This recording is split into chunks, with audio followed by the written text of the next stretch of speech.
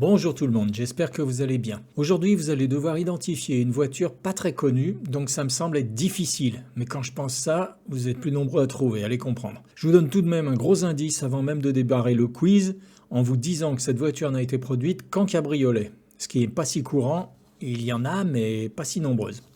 Allez, c'est parti. Indice numéro 1, avec d'entrée mon indice favori, l'intérieur de porte. Et cette fois, vous avez même le siège en plus. Indice numéro 2, avec cette roue, avec enjoliveur chromé et pneus à bande blanche. Malgré les chromes, on est quand même sur une jante en tôle. Indice numéro 3 et cette capote fermée. On distingue l'emplacement derrière les sièges qui ne peut recevoir que des bagages, il n'y a pas la place pour les jambes. Indice numéro 4 et indice pas fréquent, l'extérieur de la portière. Ça vous aide? Pensez à vous abonner, le pouce, la cloche.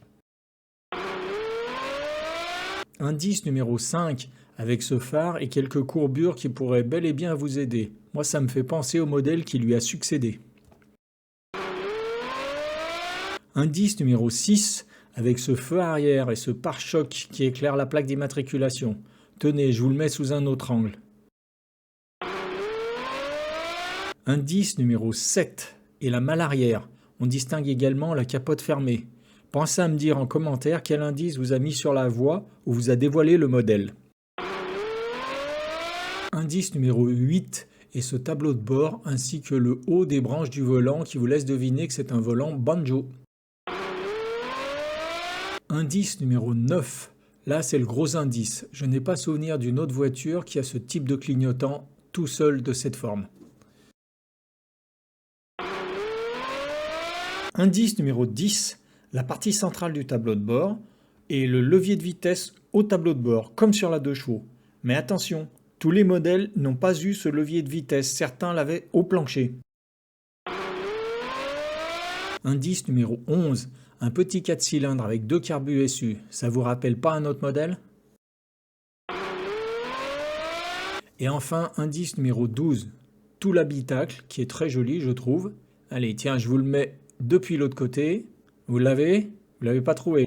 Il s'agit de la Volvo P1900.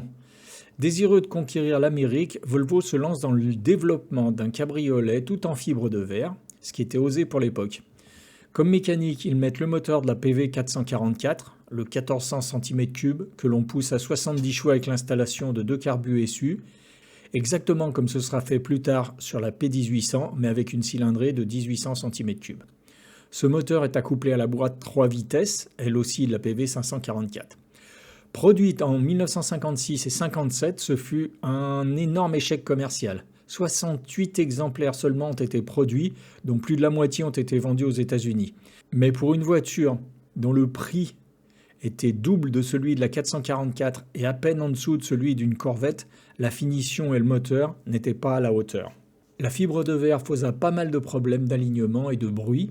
Et pour les Américains déjà habitués au V8, un 4 cylindres de 1400 cm3, c'était bon pour leur tondeuse.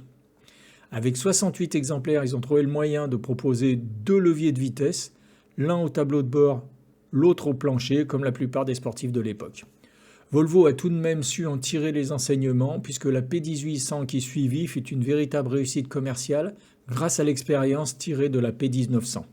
Si ce modèle vous intéresse, j'ai consacré un article complet dans la catégorie voitures de légende de mon site cultureauto.fr. Je vous mets le lien en commentaire. Voilà, c'est fini pour aujourd'hui. Bonne semaine tout le monde et à samedi prochain.